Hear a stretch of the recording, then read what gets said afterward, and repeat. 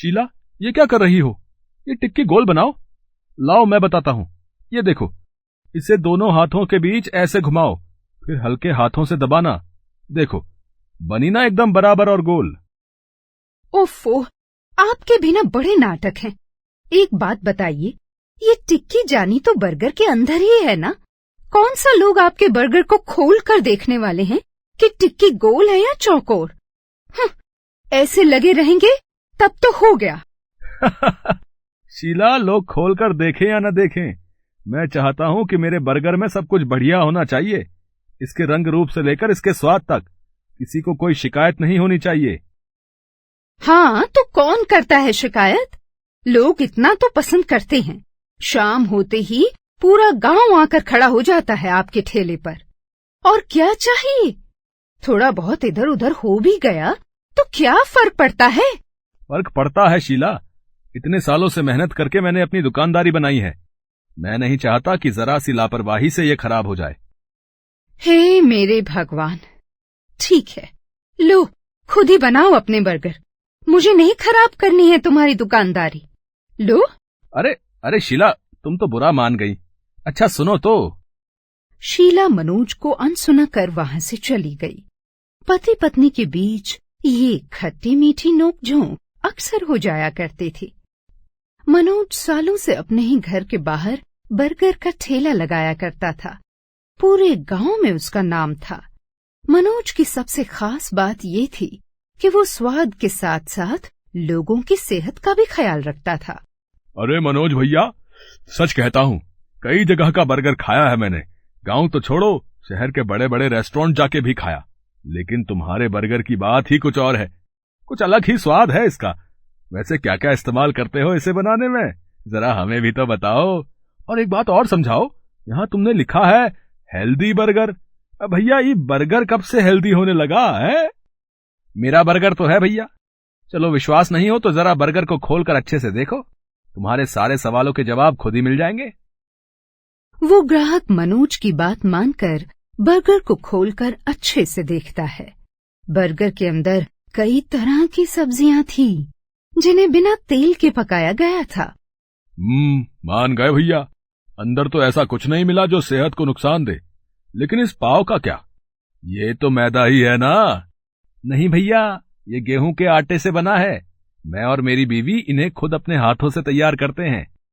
क्या बात कर रहे हो? सही में यार, तुमने तो सच में कमाल कर दिया है। स्वाद के साथ सेहत भी दे रहे हो। इतना बढ़िया काम कर रहे हो। तो यहाँ गांव में क्यों पड़े हो भाई? मेरी मानो तो शहर जाकर अपने बर्गर बेचो। तुम्हें पता है, शहर में तुम अपने इन हेल्दी बर्गर की मुंह मांगी कीमत ले सकते हो। उस ग्राहक की बात मनोज के दिमाग में घर कर गई। लेकिन गांव छोड़कर यूं अचानक शहर में बसना उसके लिए एक बड़ी चुनौती थी। देखो जी, ऐसे सोचते रहने से कुछ नहीं होगा। हमारी तो जैसी कटनी थी कट गई, लेकिन अपना मोनू, उससे भी क्या बर्गर ही बनवाओगे? यहाँ गांव में एक ढंग का स्कूल भी नहीं है। मुझे तो शहर जाकर बसने में कोई बुराई नहीं दिखती, उल्टा फायदा ही फायदा दिख रहा है। शीला की बातों से मनोज को हिम्मत मिली और आखिरकार उसने गांव छोड़कर शहर जाने का फैसला कर लिया। शहर आकर मनोज ने अपना काम जमाया ही था कि तभी, पापा मुझे थोड़े पैसे दो ना। अरे पर पैसे चाहिए क्यों, ये तो बता। मुझे एक नया खिलौना खरीदना है, वो सामने वाली दुकान से। अच्छा ये ले, पर तू अकेले मत जाना। तेरी माँ आएगी तो वो ही जाकर दिलवा देगी तुझे। माँ को तो बहुत टाइम लगेगा, वो घर के सारे काम निपटा कर ही आएगी, तब तक वो दुकान बंद हो जाएगी। पापा मैं बड़ा हो गया हूँ, मैं खुद जाकर ले लूंगा। इतना कहकर मोनू सड़क की तरफ भाग गया। जिस दुकान पर उसे जाना था वो सड़क के उस पार थी। वो शहर की मेन रोड थी जिस पर ट्रैफिक तेज रफ्तार से चलता था। मोनू बिना कुछ देखे बस भागे जा रहा था। मनोज भी उसे रोकने के लिए उसके पीछे दौड़ा, क्योंकि उसने देख लिया था कि एक तेज रफ्तार ट्रक सीधे मोनू की तरफ ही आ रहा था। मनोज ने मोनू को तो बचा लिया, लेकिन वो खुद नहीं बच सका। वो हमेशा के लिए जा चुका था। शीला और मोनू को नई चुनौतियों के साथ छोड़कर। तुम्हारा पति नहीं रहा तो मैं क्या करूं? अगर किराया नहीं दे सकती हो तो कमरा खाली करो मेरा। हाँ जी, मैं कहाँ जाऊंगी? मेरे पति ने गांव का घर बेचकर ही तो यहाँ शहर में अपना काम जमाया था, और अब तो वो भी नहीं है हमारे साथ। भगवान के लिए मुझे कुछ दिनों की मोहलत दे दीजिए साहब, मैं जल्दी ही अपना किराया चुका दूंगी। ठीक है, पर साफ साफ सुन लो, सिर्फ ये हफ्ता है तुम्हारे पास। अगले हफ्ते जब मैं आऊं तो या तो मेरा किराया मेरे हाथ पर रख देना, या फिर तुम दोनों अपना सामान लेकर यहाँ से पहले ही गायब हो जाना, समझी? गांव में तो हमारे बर्गर खाने गांव के सारे लोग आते थे, लेकिन यहाँ तो कोई आ ही नहीं रहा। यहाँ के लोग बर्गर नहीं खाते क्या?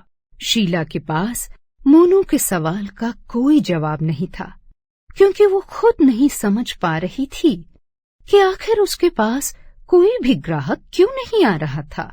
शीला और मोनू ने बड़ी ही मेहनत से बिल्कुल मनोज की ही तरह हेल्दी बर्गर बनाकर तैयार किए थे, लेकिन कोई भी ग्राहक उसके ठेले पर रुकता तक नहीं था। दरअसल जिस जगह शीला अपना बर्गर का ठेला लगा रही थी, वहां पास ही में कई बड़े बड़े ऑफिसेज थे। उनके अलावा 1-2 रेस्टोरेंट्स भी थे। लोगों को जब भी कुछ खाना पीना होता था तो वो उन्हीं रेस्टोरेंट्स में जाते थे। शीला को जब तक ये बात समझ में आई तब तक उसका काफी नुकसान हो चुका था। नहीं, मुझे कुछ तो करना ही होगा। मैं ऐसे वक्त और पैसे बर्बाद नहीं कर सकती। शीला ने अपने बनाए हुए कुछ बर्गर्स एक टोकरी में रखे और उन्हें लेकर वो उन्हीं रेस्टोरेंट्स के बाहर जाकर खड़ी हो गई। मोनू भी उसके साथ ही था। मेम साहब, ये बर्गर खरीद लीजिए, ये मैंने बनाए हैं, सिर्फ 20 रुपए का है। क्या कहा? 20 रुपए? इतना सस्ता? अब वैसे भूख तो लग रही है, बट वो क्या है ना, मैं भी डाइटिंग पर हूँ। मेरा मतलब है कि मैं फिलहाल कुछ भी अनहेल्दी। मेरा मतलब है कि मैं समझ गई मेम साहब, पर आप बिल्कुल चिंता मत कीजिए। इस बर्गर में कुछ भी ऐसा नहीं है जिससे आपकी सेहत को नुकसान हो। और मेरा यकीन कीजिए, इसे खाकर आपका वजन भी नहीं बढ़ेगा। ये मेरे पति की खास रेसिपी से बने हैं और इनका नाम है हेल्दी बर्गर। क्या? कुछ भी मत बोलो तुम। ये सब जानते हैं कि बर्गर एक स्ट्रीट फूड है, ओके? अपनी कमाई के लिए ऐसे झूठ तो मत बोलो। तो तुम इतने सस्ते में हेल्दी बर्गर कैसे दे सकती हो? दे सकती हूँ मेम साहब, यकीन नहीं होता तो इसे खाकर देखिए। उस लड़की का नाम सोनल था, जो पास ही मौजूद एक आईटी कंपनी में मैनेजर थी। वो किसी हेल्दी स्नैक्स की तलाश में ही बाहर निकली थी और शीला की बातों पर उसे बिल्कुल भरोसा नहीं हो रहा था। Not at all. नहीं, मैं रिस्क नहीं ले सकती। ऐसा करो, पहले तुम मुझे इस बर्गर को बनाने का प्रोसेस दिखाओ, उसके बाद ही मैं तय करूंगी कि मुझे ये खाना है या नहीं। शीला सोनल को लेकर अपने ठेले पर जाती है, उसे एक बिल्कुल फ्रेश बर्गर बनाकर दिखाती है। उसका बर्गर बनाने का तरीका बिल्कुल मनोज जैसा ही था, जो सोनल को बहुत पसंद आया। ओह वाह, तुमने तो बिल्कुल सच कहा था। ये बर्गर तो बहुत अलग है। इसमें ज्यादातर सब्जियों का ही इस्तेमाल किया है तुमने। और ये ब्रेड, ये भी अनहेल्दी नहीं है। और सबसे अच्छी बात ये है कि तुमने साफ सफाई का भी बहुत ध्यान रखा है। इतना ध्यान तो बड़े बड़े रेस्टोरेंट्स भी नहीं रखते। तो चलो, अब लास्ट टेस्ट भी कर लेते हैं। देखते हैं ये टेस्ट के हिसाब से खाने लायक है या नहीं। सोनल शीला से उसका बनाया बर्गर लेकर उसे टेस्ट करती है। वो बिना कुछ कहे पूरा बर्गर खा जाती है। बर्गर कैसा है मैडम जी? बहुत लजीज। वाह, ऐसा है जिसे मैं हर रोज खाना चाहूंगी। सच में तुम कमाल हो। अब तक थी कहाँ तुम? हाँ खैर, अब तुम कहाँ होगी ये मैं जानती हूँ। वो देखो, जो सामने बड़ी सी बिल्डिंग है ना, वही मेरा ऑफिस है। मैं वहाँ की मैनेजर हूँ और मैं चाहती हूँ कि तुम अब से मेरे ऑफिस में काम करने वाले लोगों के लिए ऐसे ही हेल्दी बर्गर्स बनाओ, वो भी हर रोज। ओके? जी मैं कुछ समझी नहीं। देखो, मेरा मतलब है कि अब से तुम मेरे ऑफिस की कैंटीन में काम करोगी। तुम्हें सिर्फ बर्गर्स ही बनाने होंगे, ठीक वैसे जैसे तुम यहाँ बनाती हो। मेरा यकीन करो, तुम्हें यहाँ से ज्यादा दाम भी मिलेगा और ज्यादा काम भी। सोनल की बात सुनकर शीला की आंखों में आंसू आ जाते हैं।